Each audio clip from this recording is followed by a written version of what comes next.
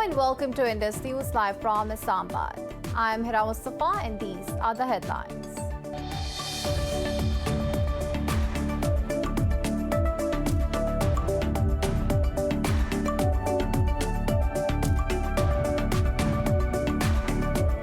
Pakistan says it wants peace in Afghanistan and it would only come if all factions accept a political solution. Addressing a press conference at the Pakistan Embassy in Washington, National Security Advisor Moeed Yusuf said Pakistan is focused on ensuring that tensions in Afghanistan do not lead to more bloodshed. On Afghan refugees, he said arrangements should be made to keep displaced Afghans inside their country instead of pushing them into Pakistan.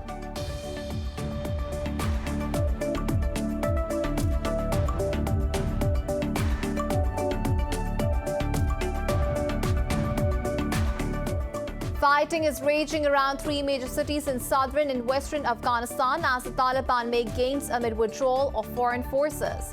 Taliban fighters have entered parts of Herat, Lashkar Gah and Kandahar. The Taliban say they struck Kandahar airport with 3 rockets to thwart airstrikes conducted by Afghan forces.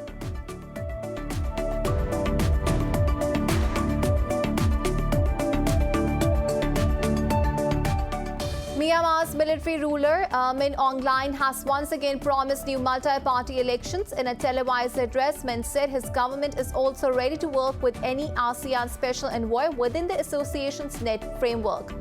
Meanwhile, ASEAN foreign ministers are scheduled to meet on Monday to finalize the special envoy.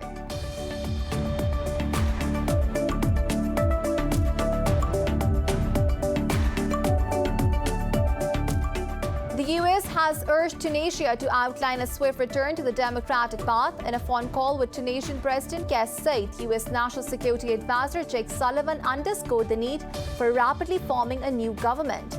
Last Sunday, Saied seized governing powers after dismissing the Prime Minister over COVID-19 handling and poor governance.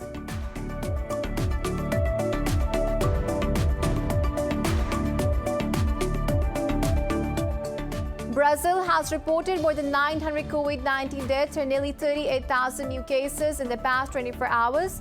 Meanwhile, Pakistan has registered 62 new deaths and more than 5,000 infections, the highest in 5 months. Globally, the death toll has surpassed 4.2 million with more than 197.7 million infections.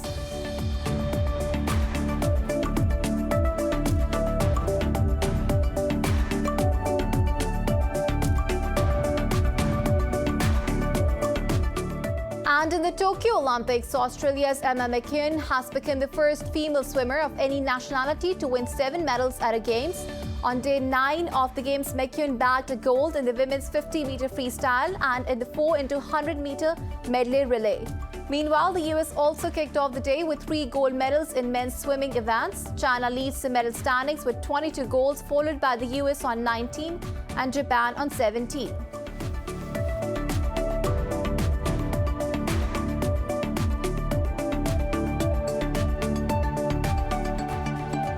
Well, those were the headlines. News in detail coming after the short break. Stay with us.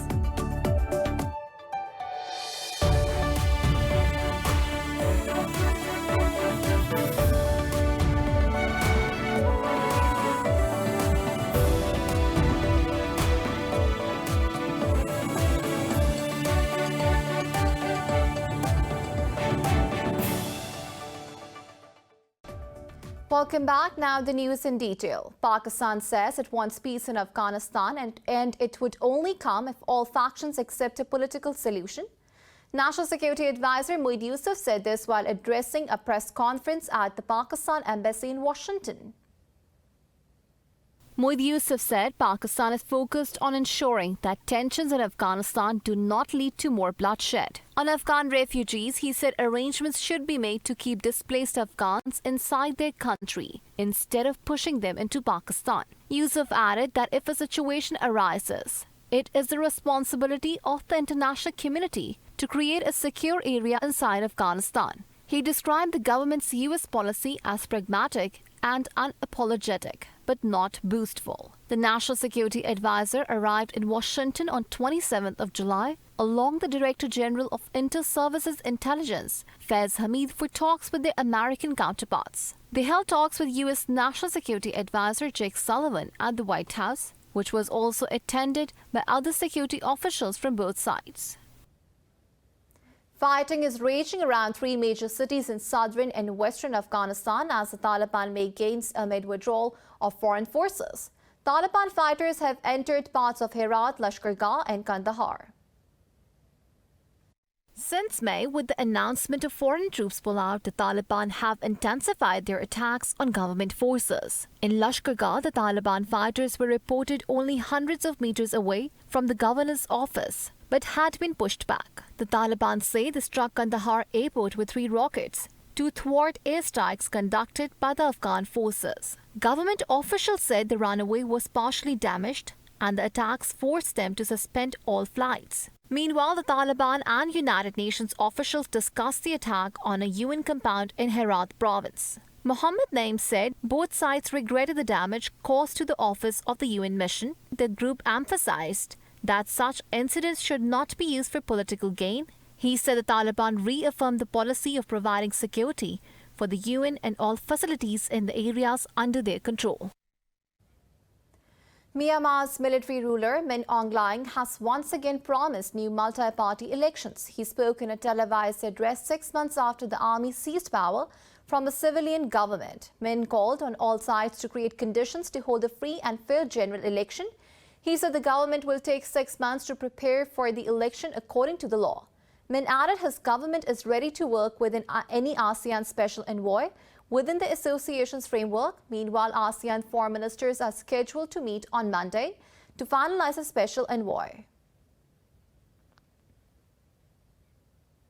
The U.S. has urged Tunisia to outline a swift return to the democratic path. Last Sunday, President Kais Saied seized governing powers after dismissing the Prime Minister over COVID-19 handling and poor governance. In a phone call with Saied, U.S. National Security Advisor Jake Sullivan underscored the need for rapidly forming a new government. In a statement, the White House said Sullivan called for the timely return of an elected parliament. He noted a capable prime minister is the key to stabilizing Tunisia's economy and confronting the COVID-19 pandemic.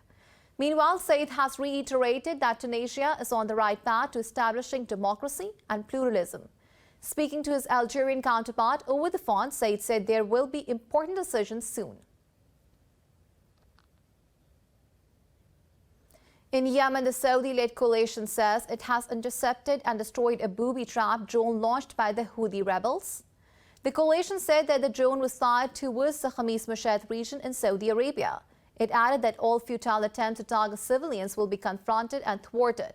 This comes a day after the coalition thwarted a Houthi drone attack on a Saudi commercial ship. The General Secretary of the Council of Arab Interior Ministers and the Bahraini Foreign Ministry condemned the attack on the ship.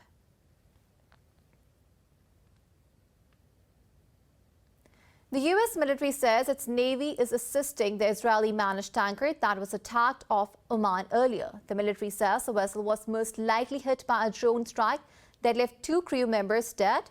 In a statement, the Central Command said the aircraft carrier USS Ronald Reagan is escorting the ship.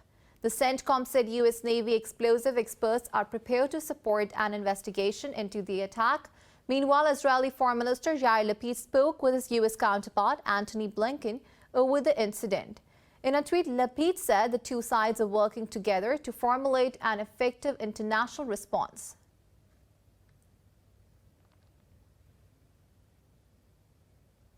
Brazil has reported more than 900 COVID-19 deaths and nearly 38,000 new cases in the past 24 hours. Globally, the toll has surpassed 4.2 million with more than 197.7 million infections. Details in this report. Controversy surrounding COVID-19 vaccines and Delta-driven surge. Governments are forced to reimpose lockdowns as the protest against restrictions start again.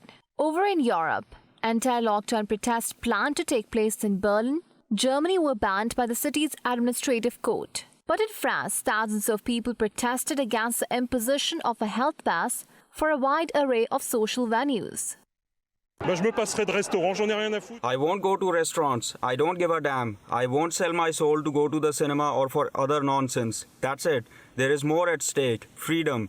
There is nothing above freedom. We have started losing all our liberties, so it must stop. That's enough. We must put an end to their nonsense. In Asia, the situation continues to get worse. Vietnam will impose strict curbs on movement in several cities and provinces from Monday. The Olympics host city Tokyo in Japan, as well as Thailand and Malaysia, announced record infections, mostly driven by the highly transmissible Delta variant. The Thai government says the Delta variant is accounted for more than 60% of the cases in the country and 80% in Bangkok. A Thai hospital morgue, overwhelmed by COVID-19 deaths, has begun storing bodies in refrigerated containers. Back then, during the tsunami disaster, we used the containers to store bodies that were waiting for autopsies to be identified. But we haven't had to do that until now, as the pandemic has made us resort back to container storage. We now have to buy it instead of renting it, which costs around 250,000 baht each, so that we have it permanently. Australia's east coast states of New South Wales and Queensland saw the COVID-19 Delta variant spread significantly, with millions under strict lockdown. Sydney and its surrounding reported 239 new cases of Delta strain, matching the record daily number of cases on 29th of July. There were 9 new locally acquired infections in neighbouring Queensland, the biggest daily spike in almost a year. In the US, a pandemic-related ban on residential evictions has expired, putting millions of renters at risk of being forced from their homes. The US Senate held a rare Saturday session but did not address the issue and failed to vote on legislation. Senator Elizabeth Warren said families in every state are trying to figure out how to survive a devastating and unnecessary eviction. House Speaker Nancy Pelosi noted that Congress had previously approved $46.5 billion in rental relief. She said only $3 billion out of that amount has been distributed to renters. Pelosi said lawmakers are demanding to speedily distribute the complete amount to renters and landlords. Some Democratic lawmakers, including Cori Bush, are rallying outside the Capitol to call for the ban's reinstatement. She was evicted 3 times and lived in a car with her 2 children before her career in politics. The night was, it was necessary to continue this awareness because we need our, the powers that be to understand that we're not just going to let this go quietly when the lives of actual people that we are supposed to represent, like actual whole people, like human beings. Over 15 million people in 6.5 million households are currently behind on payments, collectively owing more than $20 billion to landlords. Pakistan's daily coronavirus infections tally crosses the 5,000 mark for the first time in 5 months. The health ministry says the positivity rate has reached 8.82%, the highest in over 2 months. The ministry says the virus claimed 62 lives overnight, taking the death toll to 23,422. It said the caseload has neared 1,035,000, while over 941,000 people have recovered. The ministry noted there are nearly 70,000 active cases, of which over 3,200 are critical. Meanwhile, the country has administered more than 29.6 million vaccine jabs so far.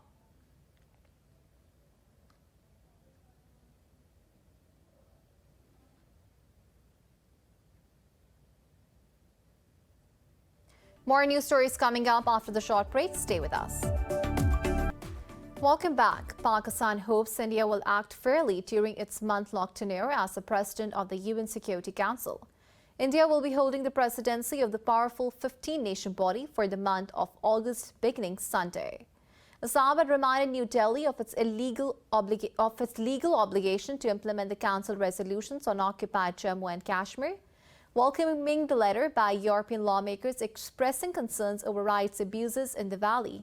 The Foreign Office said India continues its propaganda to push the sham narrative of so-called normalcy. The office spokesperson said India must realize that it cannot ignore the international community's calls. He said the global censure and condemnation of the Indian atrocities in the occupied valley go on.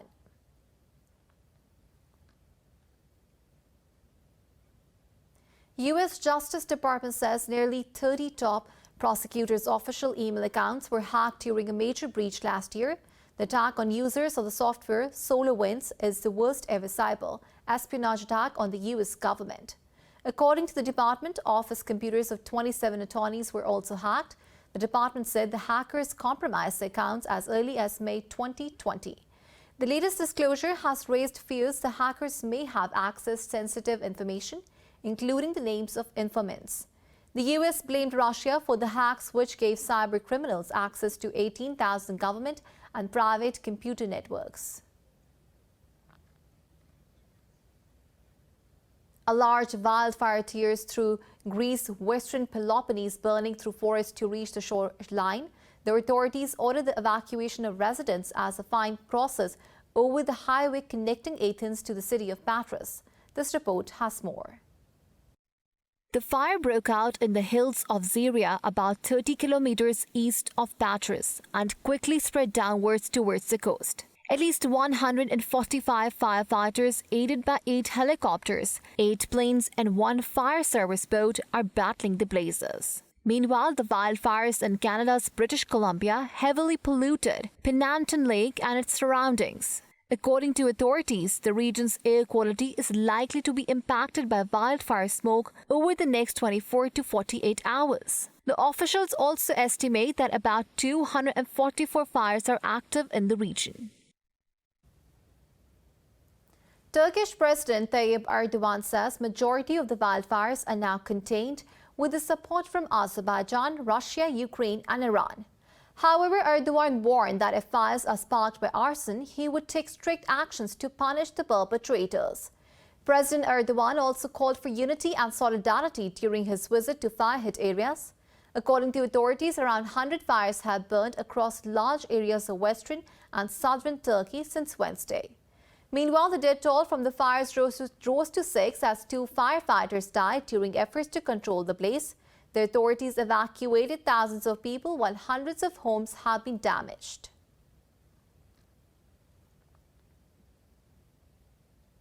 In Germany, a Munich-based travel agency is selling tickets to space. The 250,000 euros ticket will let buyers fly aboard Virgin Galactic to space for an hour. More in this report.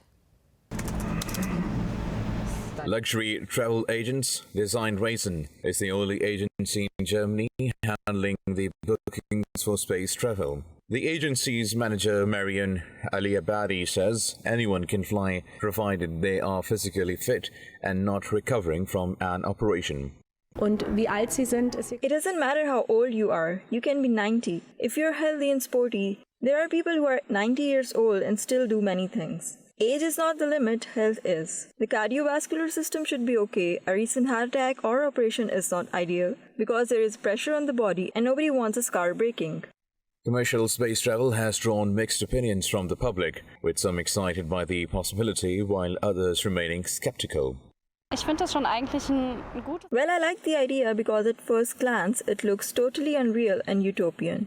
But with any sort of progress, you have to start somewhere. So I find it quite interesting. No, not for me. I'm scared of space. I'm rather on Earth. I'm also scared of water. It's not for me. With billionaires Richard Branson and Jeff Bezos flying into space recently, there has been a lot of talk surrounding commercial space travel. Ali Abadi stumbled across Branson's project in 2009 and undertook 12 years of training to understand what she is selling. So far, her agency has managed to sell 8 tickets to male clients. In Peru, climbers have scaled the mighty Huascarin mountain to unfurl a massive flag near its peak. The group says the aim was to show unity in the politically divided country. More in this report. At 6,768 meters, Huascarin, in Peru's high summit, located in the province of Yangui, climbers battle thick snow and thin air to reach the top. And to make the feat even more difficult, more than 20 climbers helped carry towards the summit a massive Peruvian flag. Never has this challenge project been done before, to take a flag that is 200 meters and which weighs 400 kilos to the most important peak in Peru, the Huascarin. The flag was unfurled on the Huascarin mountain on July 12th in time for the country's bicentenary celebrations on July 28th. Victor Remak helped organize this expedition, hoping to unite the country after divisive presidential elections. We started a project called Flag for the Bicentenary. This project commemorates 200 years of the country and for us to be able to unite Peru because the political situation has divided us a lot. So with this project, we have tried to unite Peruvians and send out a message of fellowship and hope. The spectacular Mount Huascaran is named after the 16th century Inca leader Huasca. The ascent normally takes 21 days. In China, the world's highest bungee jump is open to visitors in Hunan province. Thrill seekers can leap into the abyss from a glass-bottom suspension bridge. More in this report. Straddled between two cliffs in China's Hunan province, a 430-meter glass-bottom suspension bridge offers the world's highest bungee jump from a footbridge. 5, 4, 3, 2, 1, go! Visitors to the Zhangjiaji Grand Canyon Glass Bridge can leap a height of 260 meters, a stomach-churning way to take in the views of the surrounding Wuling Yuan Wilderness, a UNESCO World Heritage Site. The area, a popular international tourist attraction, is famous for its quartzite sandstone pillars and peaks extending into the clouds, along with deep ravines and gorges. 5, 4, 3, 2, 1, go! This bridge is amazingly safe. I mean, I've worked on a lot of bridges and cantilever arms and towers, and this is an amazing design. I love it because the suspension bridge reminds me of the bridge I started off back in New Zealand in the late 80s, the Kawara. No, it's beautiful. And the height makes it actually even more intriguing. It's one of the highest bungees in the world.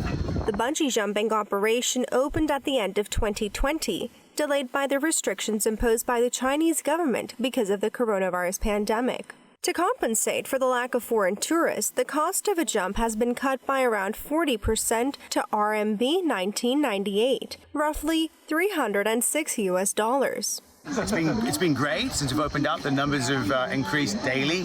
We're looking forward to this July-August period to hopefully the numbers come up even more. We're probably averaging 20 jumps a day at the moment, which is pretty good for a jump to the size. The pedestrian bridge was designed by Israeli architect Haim Dotan and opened in August 2016. It was once the longest glass-bottom suspension bridge in the world.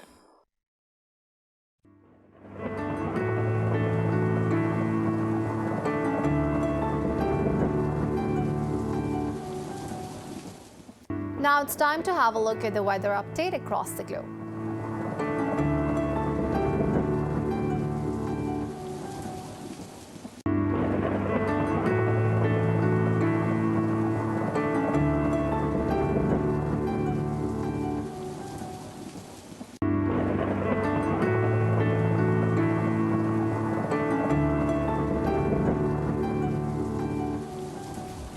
For the latest updates, you can follow us on social media at indus.news.